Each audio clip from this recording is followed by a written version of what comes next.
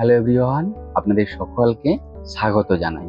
আপনি কি জানেন, শরীরে যদি ক্যালসিয়ামের ঘাটতি হয়ে থাকে তাহলে শরীরে কি কি সমস্যা হয়ে থাকে বা কি কি রোগ লক্ষণ দেখা দিয়ে থাকে? ক্যালসিয়ামের ঘাটতি হলেই যে ওষুধটি প্রথম দেয়া হয়ে থাকে সেটি হচ্ছে সেলক্যাল এইচডি।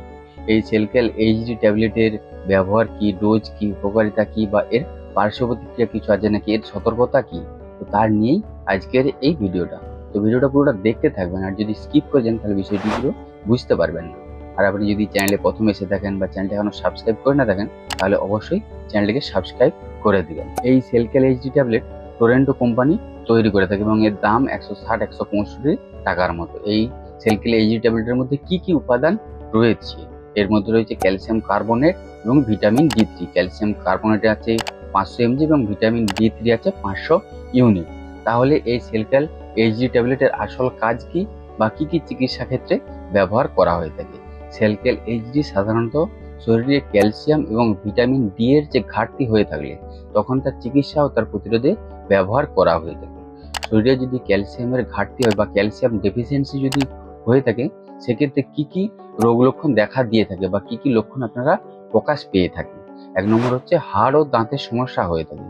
হাড় দুর্বল হয়ে যেতে পারে বা দাঁত ভেঙে যাওয়ার সমস্যা হয় বা দাঁত ক্ষয়ে যাওয়ার মতো সমস্যা হয়ে থাকে, হাড়ে ব্যথা হয়ে থাকে বা জয়েন্টের ব্যথা হয়ে থাকে, তখন তার চিকিৎসা ও তার প্রতিরোধে এই সেলক্যাল এইচডি ট্যাবলেট ব্যবহার করা হয়ে থাকে।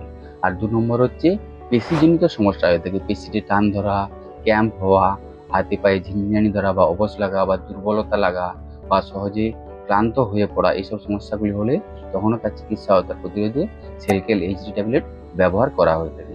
আর 3 নম্বর হচ্ছে স্নায়বিক লক্ষণ। ক্যালসিয়ামের অভাবে হাত পা কাঁপা বা অনিয়মিত পেশি নড়াচড়া বা স্নায়বিক উত্তেজনা বা খিঁচুনি হতে পারে, তখনও তার চিকিৎসা ও তার প্রতিরোধে ব্যবহার করা হয়ে থাকে। আর 4 নম্বর হচ্ছে ক্যালসিয়ামের অভাবে ত্বক ও নখের সমস্যা হওয়া, নখ ভঙ্গুর বা পাতলা হয়ে যাওয়া, চুল পড়া, ত্বক খসখসে বা ত্বক শুষ্ক হয়ে যাওয়া, তখনও তার চিকিৎসা ও তার প্রতিরোধে এই সেলক্যাল এইচডি ট্যাবলেট ব্যবহার করা হয়ে থাকে। আর 5 নম্বর হচ্ছে ক্যালসিয়ামের অভাবে হৃদযন্ত্রের সমস্যা হতে পারে। অনিয়মিত হৃদস্পন্দন করা বা বুক ধড়ফড়ানি হয়ে থাকে, তখনও তার চিকিৎসা ও তার প্রতিরোধে ব্যবহার করা হয়ে থাকে। আর 6 নম্বর হচ্ছে ক্যালসিয়ামের অভাবে মানসিক সমস্যা হতে পারে। অবসাদ, উদ্বেগ বা মেজাজ খিটখিটে হয়ে যাওয়া, মনোযোগের ঘাটতি, স্মৃতিশক্তি দুর্বল হয়ে যাওয়া, এসব সমস্যাগুলি হলে তখন তার চিকিৎসা ও তার প্রতিরোধে এই সেলক্যাল এইচডি ট্যাবলেট ব্যবহার করা হয়ে থাকে। এছাড়াও গর্ভবতী এবং স্তনদায়ী মায়েদের ক্যালসিয়ামের ঘাটতি যদি হয়ে থাকে সেই ক্যালসিয়ামের ঘাটতি রোধে ব্যবহার করা হয়ে থাকে। বয়স্ক মানুষদের হাড়ের ভঙ্গুরতা এবং ক্যালসিয়াম প্রতিরোধে ব্যবহার করা হয়ে থাকে। আর মহিলাদের মনোপোজের পরে হাড়ের ক্ষয় যাতে না হয় সে হাড়ের ক্ষয় কমাতে ব্যবহার করা হয়ে থাকে। এটি কিভাবে খেতে হয় বা এর ডোজ কি? দিনে 1বার কি 2বার খাবার পরে একটি ট্যাবলেট খাওয়ানো হয়ে থাকে। এর কিছু পার্শ্ব প্রতিক্রিয়া বা সাইড এফেক্ট কিছু হয়ে থাকে নাকি? সাধারণত নিরাপদ হলেও কিছু ক্ষেত্রে এর পার্শ্ব প্রতিক্রিয়া দেখা দিতে পারে, যেমন কোষ্ঠকাঠিন্যের সমস্যা হতে পারে, কখনো গ্যাস অম্বলের সমস্যা হয়ে থাকে বা বমি বমি ভাব হয়ে থাকে। এই ক্যালসিয়াম যদি আপনি বেশি ডোজে খেয়ে নেন সেক্ষেত্রে কিডনিতে পাথর হওয়ার ঝুঁকি থাকতে পারে। এর কিছু সতর্কতা আছে নাকি? কিডনি রোগীদের অবশ্যই সাবধানে ব্যবহার করতে হবে। আপনি যদি অন্য কোনো ক্যালসিয়াম বা ভিটামিন ডি সাপ্লিমেন্ট খেয়ে থাকেন তাহলে এই সেলক্যাল এইচডি ট্যাবলেট খাবেন না। আর গর্ভবতী এবং স্তনদায়ী মাতাদের অবশ্যই চিকিৎসকের পরামর্শ নিয়ে খেতে হবে। কখনোই নিজের থেকে অতিরিক্ত ডোজ খাবেন না। আপনাকে চিকিৎসক যেরকম ডোজ দিয়েছে সেই ডোজে আপনি খাবেন। সেলক্যাল এইচডি শরীরের ক্যালসিয়াম এবং ভিটামিন ডি ঘাটতি পূরণের জন্য একটি কার্যকরী ট্যাবলেট। তবে যে কোনো ওষুধ খাওয়ার আগে অবশ্যই চিকিৎসকের পরামর্শ নেওয়া ভালো।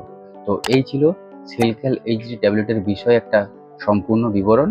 এর বাইরেও যদি আপনাদের কিছু জানার থাকে তাহলে অবশ্যই কমেন্ট করে জানাবেন। আর ভিডিওটি যদি ভালো লেগে থাকে তাহলে সকলের সাথে শেয়ার করে সকলকে দেখার সুযোগ করে দিবেন, লাইক করবেন। আর হ্যাঁ, অবশ্যই চ্যানেলটিকে সাবস্ক্রাইব করে দেবেন এরকমই হেলথ এবং মেডিসিন সম্পর্কে সঠিক ইনফরমেশন পাওয়ার জন্য।